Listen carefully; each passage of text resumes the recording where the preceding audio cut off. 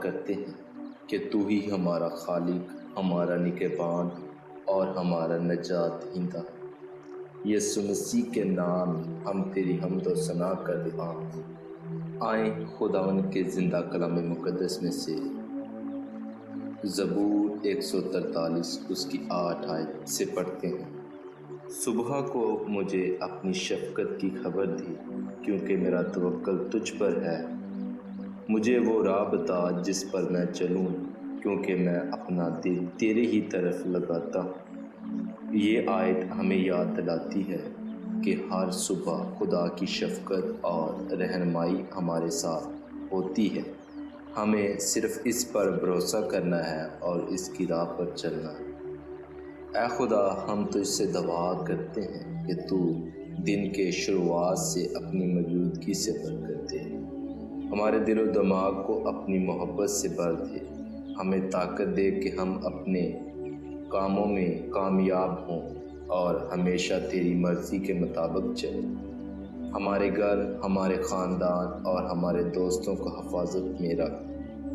یسوع مسیح کے نام میں ہم تجھ سے دعا کرتے ہیں کہ تو ہمارے دلوں کو نرم کر، تاکہ ہم دوسروں کے ساتھ محبت اور رحم کا سلوک کریں۔ ہمیں معاف کر جیسا کہ ہم بھی دوسروں کو معاف کرتے ہیں۔ ہمارے راستے ہموار کر اور ہر مشکل میں ہمارے ساتھ دے۔ آمین۔ چلیں ایک اور آیت پڑھتے ہیں جو ہمیں صبح کی تازگی اور نئی امید دیتی ہے۔ خداوند کے زندہ کلام مقدس میں سے مرکز اس کا پہلا باب اس کی 35 آیت سے۔ اور صبح ہی دن نکلنے سے پہلے وہ اٹھ کر نکلا اور ایک ویران جگہ میں گیا اور دعا کی۔ یسوع مسیح ہمیں سکھاتے ہیں کہ صبح کا وقت خدا کے ساتھ گزارنا کتنا ضروری ہے۔ چلیں ہم بھی اپنے صبح کی شروعات خدا کے ساتھ گزاریں۔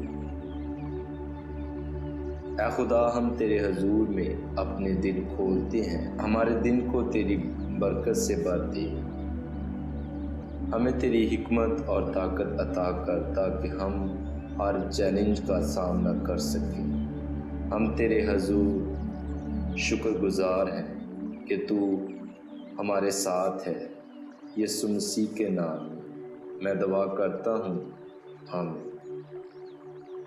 امید ہے یہ صبح کی دعا آپ کے دل کو سکون اور طاقت بخشے گی۔ اپنے دن کا آغاز خدا کے ساتھ گزارنا ہمیشہ برکت لاتا ہے۔